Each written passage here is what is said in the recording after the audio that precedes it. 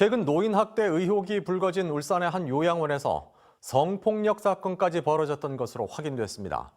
넉 달 전 남성 노인이 여성 노인들을 성적으로 학대했다는 신고가 접수됐는데 노인보호 전문기관에서는 경찰에 알리지도 않고 심지어 가족들에게도 몇 달이 지난 뒤에야 이런 사실을 알린 것으로 드러났습니다.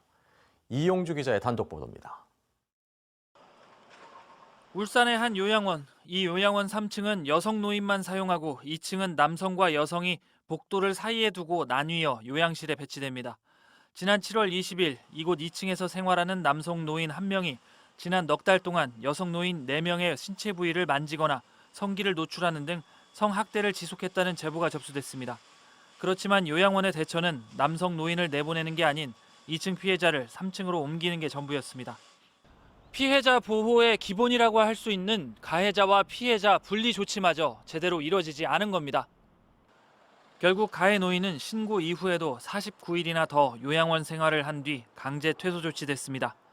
요양원 측은 가해 노인 보호자 상담, 정신과 의료 조치 등의 대처로 퇴소 조치가 늦어졌다고 해명했습니다.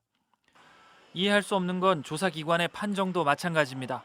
노인 보호 전문기관은 신고 2달 만에 조사를 마치고 관련 전문가들과 사례판정위원회를 연 뒤 해당 요양원에 방임 학대 판정을 내립니다.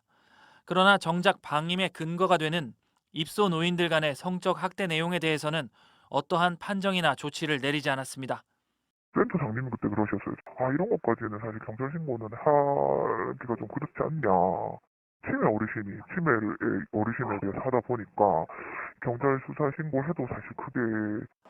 피해자들의 가족들이 이 사실을 알게 된 시점도 판정위원회 결정 이후였습니다. 위원회에 참가해서야 조사 결과를 알게 된 담당 구청이 피해자들에게 연락하라고 요양원에 명령했기 때문입니다. 노인보호 전문기관은 조사만 담당할 뿐 보호자 연락 같은 조치는 자신들의 소관이 아니라는 입장입니다.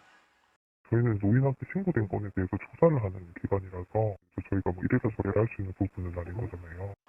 성학대 가해자는 사법기관 조사를 안 받고 피해자 가족들은 사건 발생 2달 뒤에야 피해 사실을 통보받는 이 같은 조사 절차가 정상적인지 의문입니다. MBC 뉴스 이용주입니다.